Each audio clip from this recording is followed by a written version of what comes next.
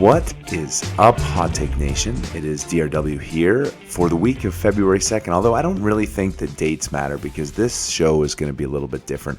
With the beatdowns that have been going on in the market with the coronavirus, my least favorite beverage now, the coronavirus with Lyme disease, is just about like the least appetizing sounding drink, isn't it, Glenn?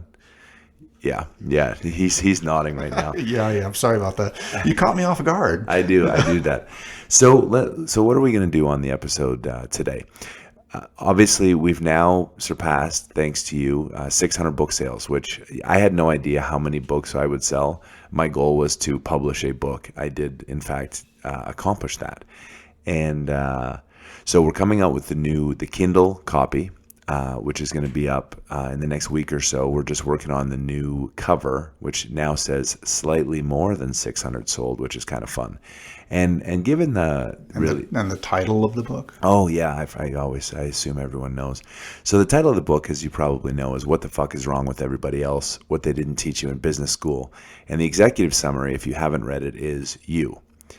And I think Glenn and I were talking about what we wanted to do for content this week, and one of the things that kind of came up with the executive compensation posts I did earlier, I think February 2nd and 3rd, on Oasis came out and talked about executive compensation and said that, look, they've recognized that maybe the comp structure is a little bit out of whack, and so even though they won't tell us exactly what they've changed, they said they're going to change it. They press released that they're going to change it, and that you can read the proxy when it comes out in March about what actual changes they made to the bonus program. And when I think about when I wrote the book and when I think about the challenges that face our industry, there's a chapter I wrote in here that's called "You Pay Them What." It's lesson 14, page 187, if you want to read along with Uncle David as we do a reading. But we thought it was a good time to kind of tie into some of the concepts in the book. And so I guess without further ado, I'm gonna read this chapter, and then we're gonna have a little conversation around it. So here we go, for all the Audible fans out there. Does anyone else find it ironic that some of Ray Dalio's biggest fans are his least common followers of his core philosophy, that is, radical transparency? Well, it amuses me, so let's take the actual principle and talk compensation ahead of year-end reviews for this year. If compensation is really linked to performance, why is it a social norm to not talk about your comp with your coworkers? Shouldn't they be able to look at your comp and say, yeah, I agree with it? Think about the benefits. No more gender wage gap. It would be based on contribution. No more questioning, does my boss like me? It would be pretty clear if your peer makes 30% more than you and gets better bonuses that they don't. And most importantly, you'd be able to have a two-way compensation conversation. Can you imagine? I've always been up for posting everyone's compensation and bonus targets in the kitchen, especially for new hires. Amazing what shining the light does to clean up inequity. There's a reason the lights that come on at 2 a.m. at the bar are called the ugly lights. Hot take of the day, December 7th, 2019. It stands to reason that after being fired, one of the things that I did was put my compensation philosophy into words.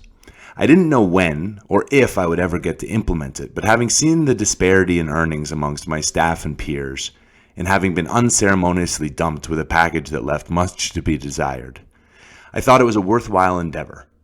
Quite frankly, I'm not convinced that the people who've been tasked with writing one for companies in the past have any earthly idea what they were talking about. When I was in university, long before I entered the workforce, I discovered that I could write the final exam incentive. Engineering is an extremely heavy course load, and there are a few electives, so it's hard to boost your GPA with that music appreciation class I'd heard so much about. But the students had a bailout. Your final mark, the one that would show up on your transcript and last forever, could be calculated from one of two sources. Either the average of your entire year's performance, or to reward students for studying very hard for the final, if the mark on the final was higher than the average for the year, that was the mark you got. So being efficient and not particularly risk-averse, I would pack the entire semester into 3 days and write the final. I bought myself 120 days of relative freedom, and I achieved a respectable GPA. When the result generated is materially different than the intent of the incentive, that's a misalignment of incentives. My first interaction with this in the business world was in 2003 when I was a young engineer at Anadarko. The company had decided to divest one of its key and now non-core assets, and I was fortunate enough to work on the team that was putting the lipstick on the pig. It was a cute pig, but all sales processes require lipstick, in hopes of finding the daddy warbucks who dramatically overpays for the asset they just bought from you. It's like staging your house for showings or how furniture stores. They demonstrate the sleek lines of the computers and electronics on the furniture, and magically none of them need unsightly wires or cabling. Also on the project was my best work colleague friend, which isn't a real word, but research shows that job retention is highest when you have a best friend at work, and therefore people who stay at companies for long periods of time are more likely than not to have this person. For me, it was Heather. For weeks, we worked night and day at the office, oftentimes till 2 a.m. Heather and I worked round the clock, lived for the job, and I couldn't have been happier. There were a lot of people on the project and a lot of hard work was put in. The asset was sold for a nice price and everyone was happy. That is, until bonus time rolled around. This event was one of the most instructive business moments in my life, and one that I will credit as being the formative event in the development of my compensation philosophy. My reward was a $150 gift certificate to the best restaurant in town. I was thrilled. Heather, with whom we'd never talked about money, was also very happy though. I didn't know what she got. Others were not very happy. Others felt they deserved heaps of cash for their efforts. After all, they were working, and working in the oil and gas industry is a bit odd at times. Salaries are for showing up. Bonuses are expected for actually doing something, and they're really viewed more as base pay. Then actually doing something worthy of a bonus means a bonus on top of the bonus. The gift certificate as a reward for my hard work was phenomenal. It didn't disappear into my bank account, so I remember exactly what I did with it. My wife and I went to dinner and ordered a bottle of wine because that's what grown-ups do. Grown-ups also have dessert and an after-dinner port. But people pretending to be grown-ups go home, and because they like the port so much, they open up another bottle of port that they got as a wedding gift. Since it was the first bottle of port they'd ever opened, they mistakenly assumed it was like wine and didn't want it to spoil, so they drank the entire bottle that night and woke up extremely hungover and totally unable to function for the remainder of the weekend.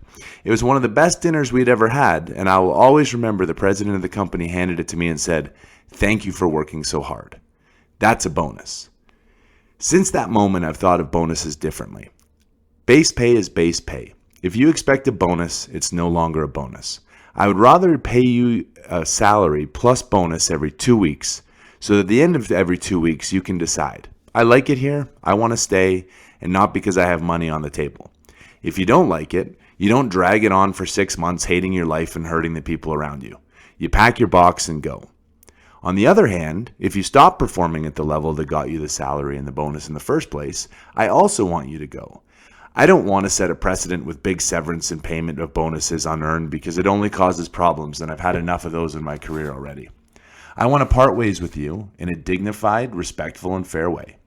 I've paid you well. We've had many talks about your performance along the way. It isn't working out, and it's time to go. On the subject of that, this is another biggie. You should never be surprised you're being let go. It should also not be subtle. And just documenting problems for HR to keep it on the record so you can be fired to lower the risk of a lawsuit. If you have a problem, talk to the person about it. Be precise about the shortcomings, give specific examples of where they can improve, set milestones and goals for them, and set up a follow-up meeting right on the spot. These are actually not hard conversations to have. They're open, honest, and trustworthy. If someone doesn't like to receive feedback about their performance, they probably won't improve, and eventually you don't want them on your team. The best way to deal with this is to be upfront and open. When you remove compensation from the equation, it comes down to the performance of the person and the relationship they have with you. You must retain people in more ways than just monetarily if you want them to be truly happy. When someone was leaving the company of their choice, I always asked, why'd you pick up the phone to leave? Not, why are you leaving? It's the picking up the phone part that I want to prevent. Once someone has made the decision to leave, it's time to leave. And the sooner and more pleasant, the better. When I got fired, the thing that upset me the most was that I would have stayed for another 12 weeks, despite knowing that I was going to be out on my ass. I would have transitioned the team, the leaderships, the expectations. I would have been a good soldier. I would have looked for another job quietly, and I would have left with lots of warning in a way that maximized the chances for the organization to be successful. They could have put restrictions on everything, gag orders on everything. I would have done it happily every day. It shaped the way I feel, and I truly believe it's one of the best things that came out of being fired in that fashion. I learned just how much a small action can make a world of difference when someone feels as if they've been treated fairly, or alternatively, unfairly. It's also very important to tie back to how companies pay people, and this stems back to the power you have when at a company. People who are in the same job are likely drastically different paid even if they do the same job. They usually have different vacation times, raises, and bonuses never close the gap. People get hired at different times from different places, and companies always have a range. I would be willing to bet that there's someone in the exact same role as you that has double the vacation and 50% more pay. Unfortunately, companies have not been able to move away from a compensation system that weighs years of experience into the role of contribution. What does this mean to you? If you look at your W-2 at the end of the year and you think about how much you've made and you think about how much everyone else has made in your position, there's a 20 to 40% difference in my estimation. So if you feel like you're being underpaid, you probably are. And if you're underpaid, you can pretty easily fix that. You can either change jobs or you can ask for a raise to bring you up to par with your peers. It's also possible, shockingly, that you're overpaid. It's that easy. The job market's been tight for the last few years. I get it. But it costs 25 to 50% of a person's salary to replace someone, train them, and get them to your level. If you're good at what you do and you believe the company wants to keep you, they can and they will. So ask. If you want to go 4 days a week, ask. If you want an extra week of vacation or want to buy it, as in spend 1/52nd of your salary to buy an extra week, ask. That said, if you're a mediocre performer, there's a good chance that your boss will say no and it will negatively impact your career. But if you're someone who sits at your desk, looks at all the people around you who are socializing, doing personal errands during work time, not working hard, I promise the boss knows it, and they've chosen not to do anything about it. There are lots of reasons for this, and I'll elaborate, but in this context, what matters is you, not the boss. Compensation matters, but not in the way people think. It's what you need to stay somewhere, not what makes you feel valued while you're there. Compensation. I've been passionate about this topic for the last number of years, but didn't necessarily appreciate where it came from. Obviously, the topic of this chapter is 98% who are employees, on the 98% who are employees. But in 2019, I'm far more focused on the misalignment of executive compensation. Let's talk about executive compensation, the touchy subject that I'm sure will offend people for the first time since they started reading my hot takes. Oh, I've offended you previously? Good. It's like falling while skiing. If you're not offended, you're not growing as a person. You're welcome. To me, and maybe I'm the only one, it's the sum of the parts, from the pumper to the manager and above, that in concert run all the parts of the company.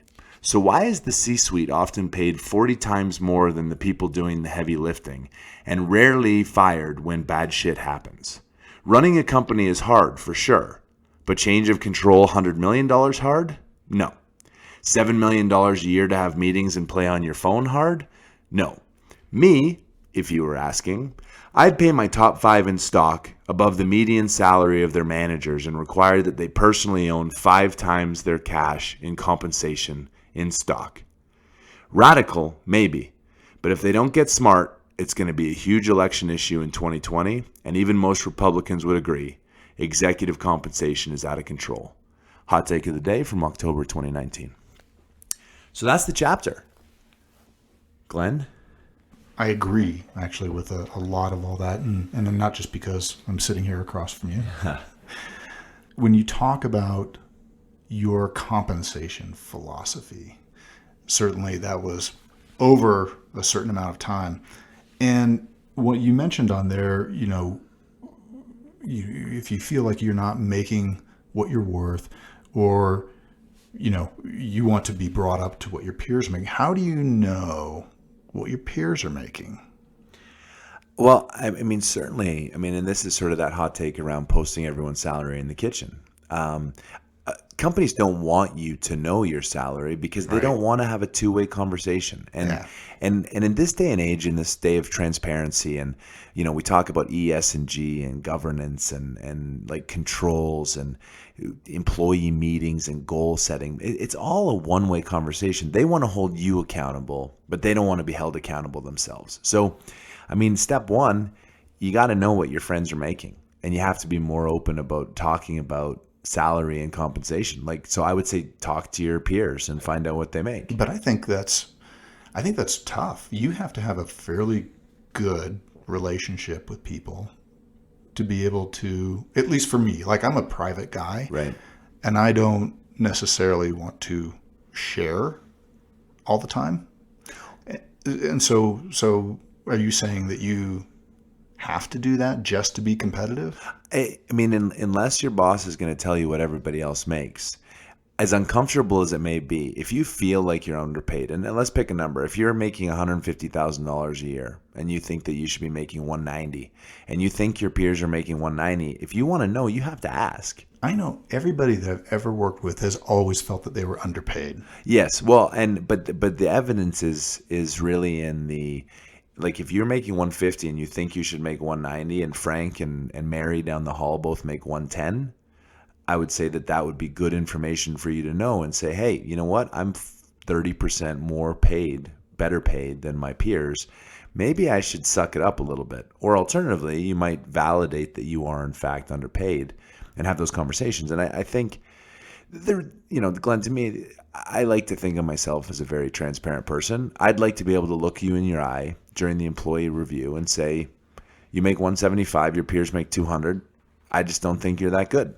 And if you want to make 200, you can either leave or you can do better. And conversely, they should be able to tell me, I don't think you're a very good boss. I really don't like working for you. I'm only doing this for the money. That's where we started with that Ray Dalio's radical transparency. That is what that is. But people don't actually want it to go both ways. Did you ever find out what Heather was bonused at? At the time, we didn't talk about it. I always had a view from my father-in-law and my father, actually, that was you will always be underpaid during the beginning of your career. Right. The first 5 to 10 years, because if you're progressing in terms of career advancement, and I've now come to the view it's more your career's a river. But if you're at the start of your river, then you're going to be underpaid as you're being given bigger and bigger and bigger and bigger opportunities because people are rewarding you for performance. Later in your career, obviously, I think, 15, 20 years, your compensation ultimately catches up with your level. Yeah. So it's a little bit different. But at the time, I wasn't even interested in what she made, and she had, probably 15 years more experience than me. So I never even asked. Okay. And the question around bonuses, I get the reasoning behind it, and I get the idea that you're going to be bonused for exceptional performance.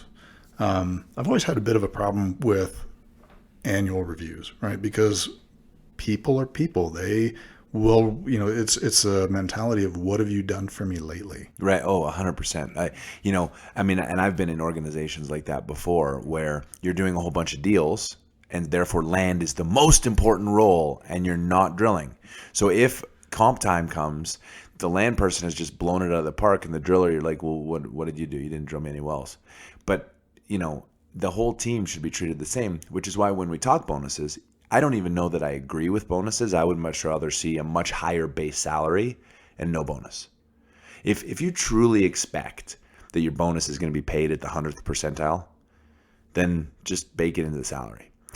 But the whole team should have, you should really have a team performance where all the team is bonused at the same performance level, as opposed to, well, Land did really well. They did a deal.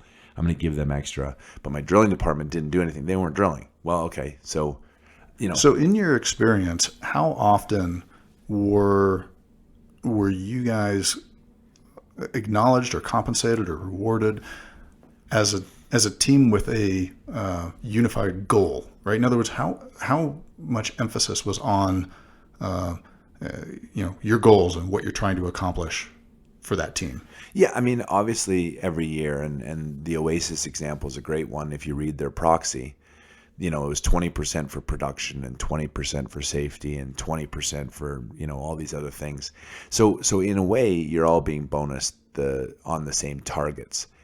But then there's this discretion factor where your boss is like, well, I really like, Betty, and so I'm going to give Betty more, and I really don't like Frank, so I'm going to give Frank less.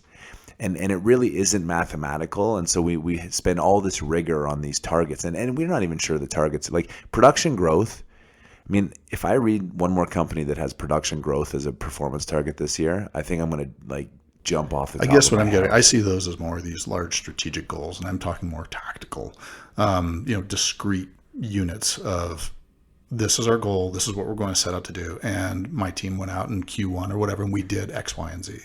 Or is that not? I haven't seen. That's how I personally bonus people, is as a team. I don't think, not being in every organization, I don't think that everybody does. Yeah, and I think that human nature is what it is. You're always going to have people who they're buddies with Frank or they're buddies with Bob. Oh yeah. And I've been in a situation where I've had management bonus a gal at the end of the year because she made her manager laugh, not because she was great shakes at anything. Right. And you just sit there as a worker bee. You're going, I busted my ass for the past year on this. Well, and it's justifiable. Absolutely. And I think that's the whole point is people are fallible and you have to have the conversation. And the more data that you have to arm yourself with, I know my peer makes this, I know the targets are this, I know this, you can have a better conversation.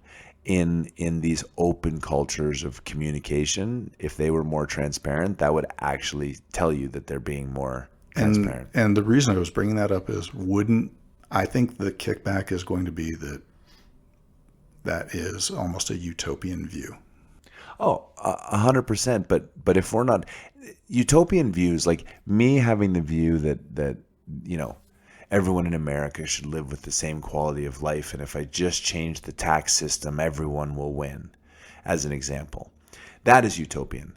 But a compensation philosophy, as I started in the chapter, is like written by someone who's never actually been at the receiving end of a firing, a package, a bonus. I mean, I remember when I was in Anadarko, the first time I was a manager. So I was like 3 or 4 years into my career, and we were having these performance conversations. We've been allocated like this certain raise bucket, and we were talking about 2 people. One guy was like a senior engineer, who's making $180,000 a year, and one person was a junior engineer making $110,000.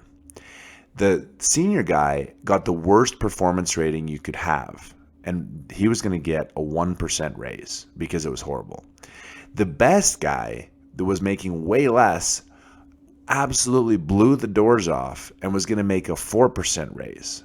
4% of his salary versus 1% of the other person's salary. Like there was actually no difference. Right. And we had to argue so hard. And I'm like, so I've just witnessed the difference between the best and worst employee at Anadarko is a 1 to 4% raise. And because of the base level of compensation that's paid on seniority, not on contribution like in sports, I mean, it just made no sense. And so I'd always built a philosophy from that point forward, and in private equity where I've been, really having everyone get paid the same no matter what your years of experience are. Your salary is based on contribution, not level of experience. I don't care if you have 4 years. If I'm relying on you to do this job is worth this much money, and we pay everybody equally. Right. And I've worked in organizations where they've claimed, hey, this is all based on a meritocracy, how well you are contributing. And still, you run into the same things. And I am being a bit of a devil's advocate at the moment, because I think this is ultimately where you are driving towards.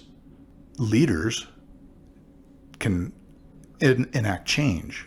They can move that forward if they adopt that mindset. Is that correct? Absolutely. And leaders need to hold themselves accountable. I mean, the whole point of the book, if you haven't read it, it's broken into 3 books.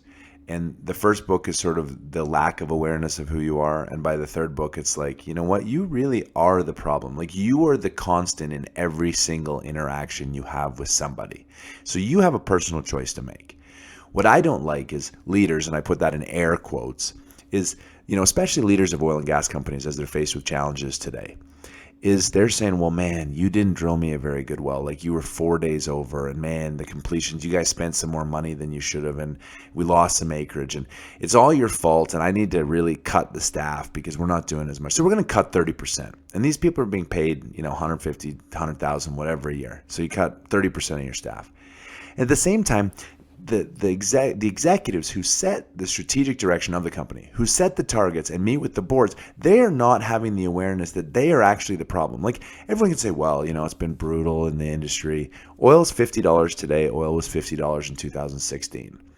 Oil's hit 70 at times. Why weren't they hedging? Why weren't they cutting rigs? Why weren't they paying down debt? Why am I, as a commentator as an industry insider, but like, this stuff is so obvious. I've been writing about it for 15 months and felt it for a number of years. Like, hold yourselves accountable. And if your stock goes down 80% over 2 years, you should be fired. So forget the layoffs at the junior level. It's time for you to go. It's time for your board to go. And even if you promote from within, there are people in that organization that are ready to take the lead.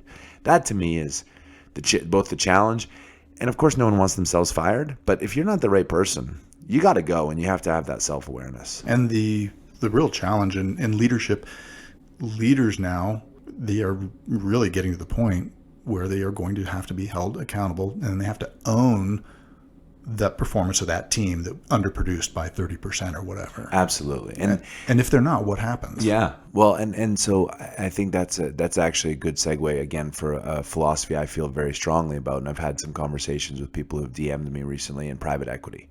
So, private equity, the whole model historically has been, we want to see you have skin in the game. And so the management team puts skin in the game, but then employees put skin in the game because that's expected. Right. And I always push back with my team. And I've pushed back for other people. The team, I'm the one making the decision, right? At the end of the day, I'm the leader of this team. I might make the wrong decision, so my money is at risk because I'm guiding the strategic direction. My employees are giving me their best recommendation, and then I might disagree with them and go somewhere different. So, why should they be exposed to my decision making since I'm the one driving the strategy? That's my first question. And then the second and related question is, should the employee have to demonstrate through some financial contribution that they're aligned and giving me the best advice? And if they don't do a good job, I hired them. If they give me bad advice, I don't need their money in it. Right. I should be able to let them go, but I hired them, so right. I have to take accountability for that. That's not based on them putting money in. Yeah, and I think you hit the nail on the head. It's accountability and owning that issue. Own it. And so, again, you give your employees, you try and align their incentives by giving them stock options. No, employees should be paid in cash, because we've seen these companies. I mean, people who have been reading me for a long time, I've been advocating for consolidation. There's been consolidation times going back to last April where stocks were 40% higher. Why were they not consolidating? Everyone knows that is what's going to happen. This is a race to zero for a lot of these companies, and their management teams aren't making smart decisions, and their employees are being punished for it. Why do you think management teams are not being held accountable? It's the G. And it's the whole, people don't want to invest in fossil fuels because of climate change. And no, it's because our governance is horrible. And you look at the compensation of some of these management teams, and I posted on it yesterday.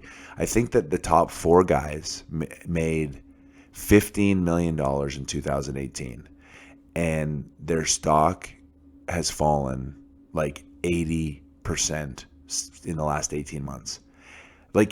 No professional. I mean, a football player. You remember that guy from the Green Bay Packers about 4 years ago? It was an onside kick. They were playing Seattle. And someone else was charged with catching the ball, and he wanted to be a hero, and he jumped in and he tipped it. Yeah. And then the Seattle recovered, and they ended up winning the game. Right. You know what happened to that guy? He never played another football game in the NFL in his entire life. That one mistake, he was cut. People don't want to invest in oil and gas companies because the management teams aren't being held accountable for driving their stock down into the ground, not hedging, not selling, not merging, not paying down debt. And yet they're still running these companies. It's absolutely shocking to me. But if you're, so on the board, let's say you're on a board and you've made an investment decision in a guy and you're paying him market rate. Yeah. I'm just saying that. Yeah. So is the question then that he's not being held accountable because it's an investment that they've made as a board? Now, I know that I don't fundamentally agree with that, but I'm just asking that question as a general. I mean, again, it's the composition of boards, and this is a challenge. I mean, if you look at the way executive compensation across every industry has grown dramatically, the people in the room are asked to the board. Like, let's be honest, Glenn, I'm not getting a lot of phone calls. I get a lot of phone calls to do a lot of things. Joining a board has not been one of them. You're not on the speed dial for that? I'm not on the speed dial. And look, there's lots of reasons. I can be a little bit brash. I can be a little bit utopian. But at the end of the day, I would say that I'm one of those people who've actually in industry in the last 20 years. My entire career has been based around horizontal plays. I've worked in every single basin. I've started companies, I've paid people, I've done compensation, I've built targets. And quite frankly, I've been right about where the industry was going over the last 15 months. Like, you would think you would want that view, but you don't want the view. So when you ask about the question, is it an investment in the management? Maybe. I'm going to say it's because you've put the board as your 6 or 8 friends, and you're all on each other's boards, and you all go onto your little charity clubs and golf clubs and whatever. I'm not trying to be derogatory to that, but it's like, these are your buddies, and then you say, hey, I had a pretty good year. I think I should pay myself a huge bonus and stay working. Like, yeah, we should do that. Yeah, and I think it would be healthier and well received from the rank and file, of which I was one, to see exactly that opportunity where the board holds management teams accountable. Yeah, especially in, like, right now, employees are terrified, right? Like, I'm so afraid to lose my job, so I have to show up at this time and do this and follow this and do this, and like, it's this one-way view that I have to conform to this society that's been built, but they're not being held accountable. And again, I think compensation is a huge topic. I think there's a lot to dig into, but at the end of the day, you have to treat people fairly. And the only way you can treat people fairly is if you expect that people will be held accountable. And at the core, my opinion is, we don't do a very good job of holding the senior leaders of organizations accountable for the disastrous performance that's been in place.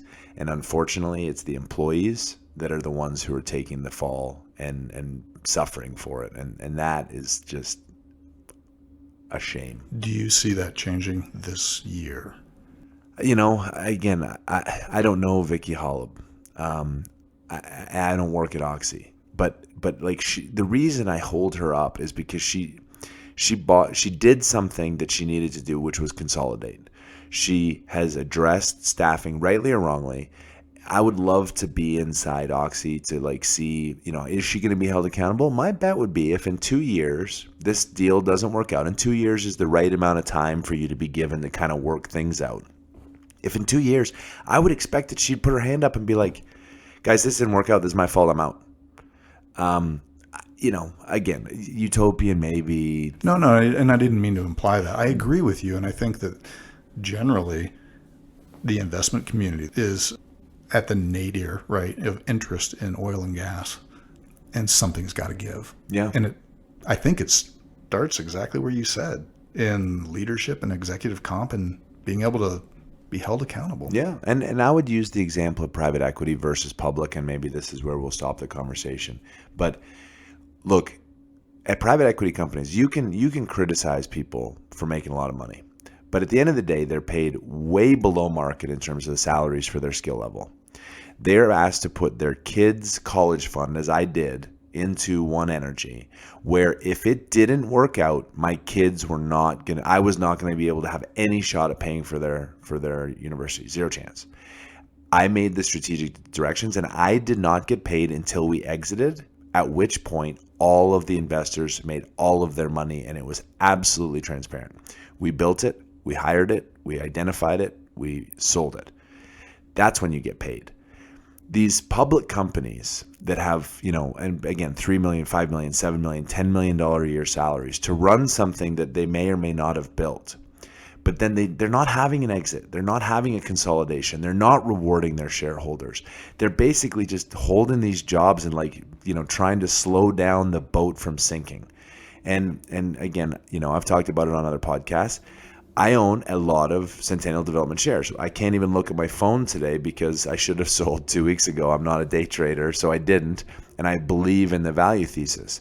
But that company, there is no reason for it to exist. It needs to sell. We know who it's going to sell to, and their board needs to know this. And quite frankly, I own more shares personally than their non-executive board members. It is their job to protect shareholders and wealth and do something smart. And I just don't see that amongst public companies, because if we did, we would have seen way more mergers over the last 6 to 9 months. Okay. But I still love you, CDev. I love you very much. And I'll give you my phone number if you want me on your board, because I think I could be really helpful in your board meeting. I have lots of skills. It's just laughable though. I love it. Okay. That's it. Well, thanks. Thanks for joining us on a very special fireside reading with Uncle David. You can always follow our Hot Take of the Day at www.hottakeoftheday.com. Our podcasts are up on everywhere you download your podcasts and on the website. My email is out on the website. You can email anytime. And until next time, be good, be safe, have a great week. Bye for now.